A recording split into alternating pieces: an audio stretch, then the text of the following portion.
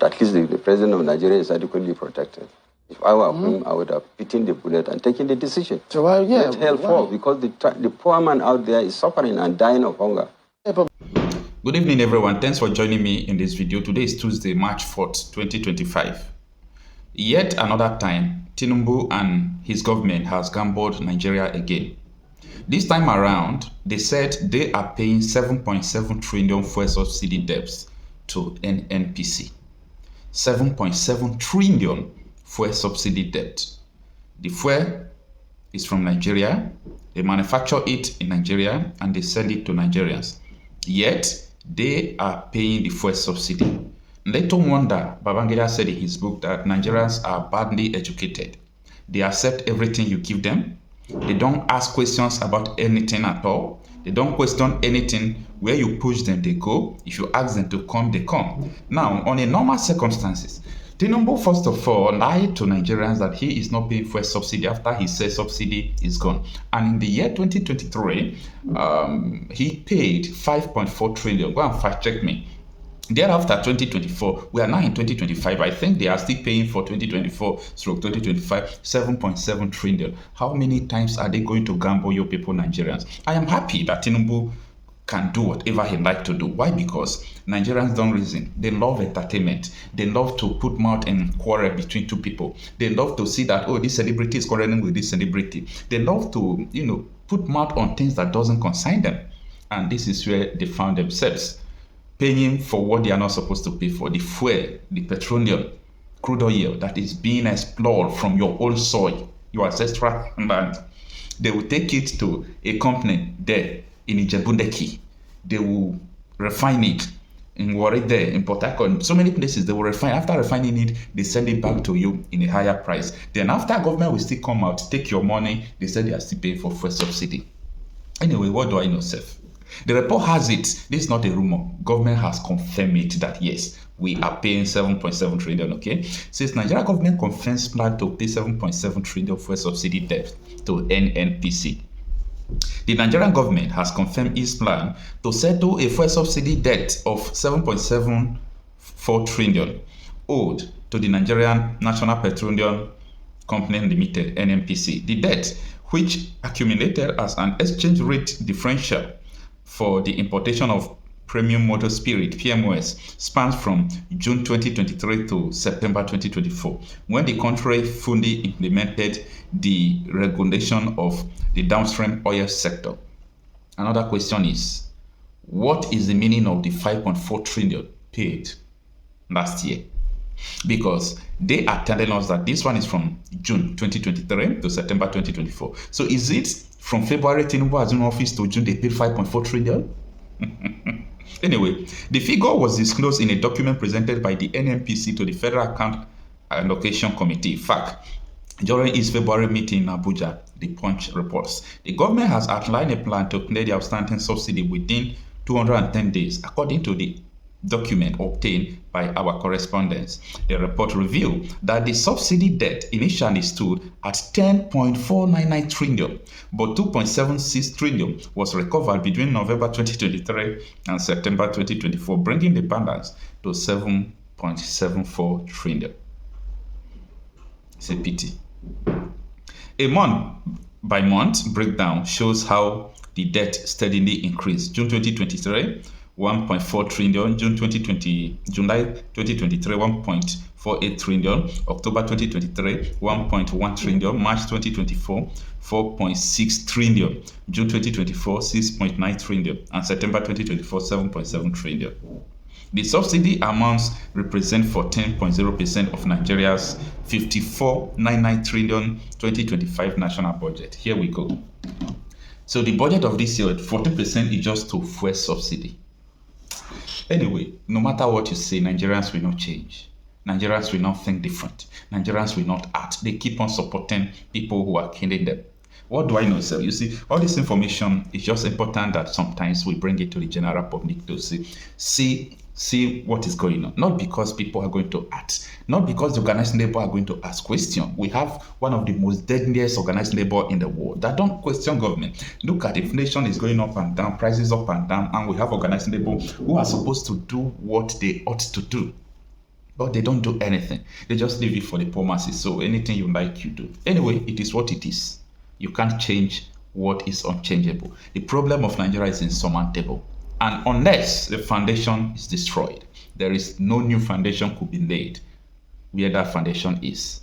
You can see the upstairs funded. Nigeria is already funded. Nigeria is already funded. The only solution to it is to change the foundation. You must destroy the house down to the core. Because if you want to start pretending and you start putting another block on the upstairs, the collapse will kill people. And that is my warning to everybody in Nigeria. Be very careful because it's not going to be funny. I was privileged to serve as the chairman of the subcommittee 2008 and 2009 under the economic meltdown. I was one of the members. 3 of us governors and some other members with Mr. President as chairman. So I chaired the committee on subsidy and everything about the subsidy regime, and then the scam in the subsidy regime was discovered by my committee.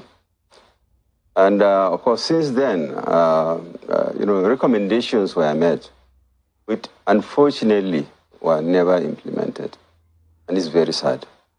I'm sad to let Nigerians know that from what I saw, we came across situations where subsidy was claimed on pipelines that never existed. You just claim that I would have pumped X amount of, either finished products or crude, maybe from Kaduna, from Warri to Kaduna. By NNPC?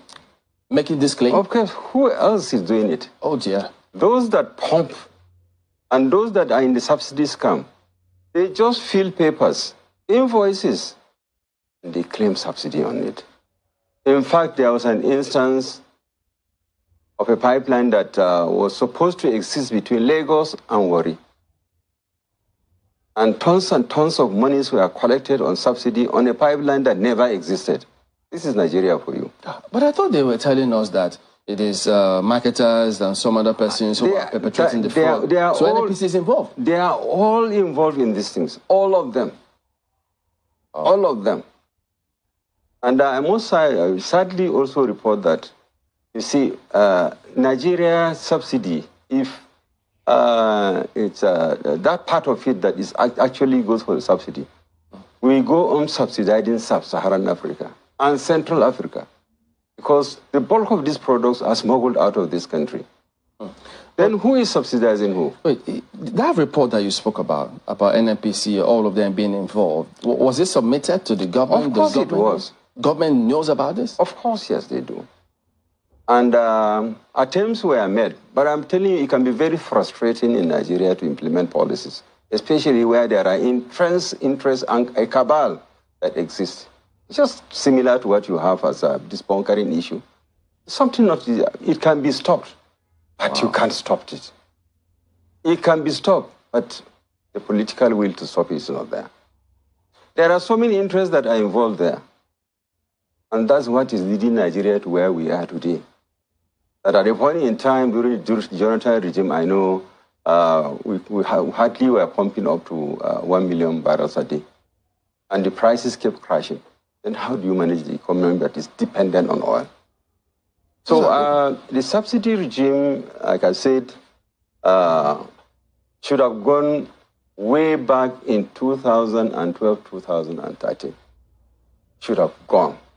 Any person that is shouting subsidies are going to affect that, this is a selfish person. A person who is connected to the scammers that are killing this country. What you've said is very shocking to a lot of Nigerians. Much as you say you are sad to tell, but yes, it's important that Nigerians know. And that means that all this while, the previous government and previous governments have been lying to Nigerians about this subsidy matter. I think so. They didn't have the political way to take the decisions to remove it. All this, they say, IMF is pushing us, IMF is that, World Bank is... That is not the issue. In fact, I have one of my friends who is in the oil industry. We traveled to China with him, one of the presidents of Nigeria. He told me, my brother, because we were discussing the subsidy issue, say, I'm a member of the economic team of Mr. President. And when I went for a meeting, I told him, Mr. President, I called him by the side. I said, Mr. President, please remove this subsidy. He said, we are tired of making money. What? Yes, I'm telling you to God Almighty. He said, we are tired of making money, Mr. President. Remove this subsidy. Because he is a patriot and he's seen the scams that are going on there. Goodness. And he told me, he's alive today. Won't your friend then say that they were tired of making money, understanding the scam? So did they tell you, why didn't the president go ahead and remove it? Because if he had that first-hand information, he should have acted, the former president. I'm sorry, my brother. The president may not have done it because of the entrenched interest. It could even be at the risk of his life. But at least the president of Nigeria is adequately protected. If I were him, I would have bitten the bullet and taken the decision. So why, let hell fall, because the poor man out there is suffering and dying of hunger. Yeah, but and we are busy feeding on them in collaboration with foreigners. But at the risk of his life may not be tenable because he's very well protected as president. Yes, so I'm just wondering. Probably, I mean, the whole thing was maybe shrouded in something very cloudy that you cannot understand. Because why are you a worker? Why are you? You are there to take decisions on a daily basis. And this decision can be right or wrong. You have the right to take those decisions. And you see a good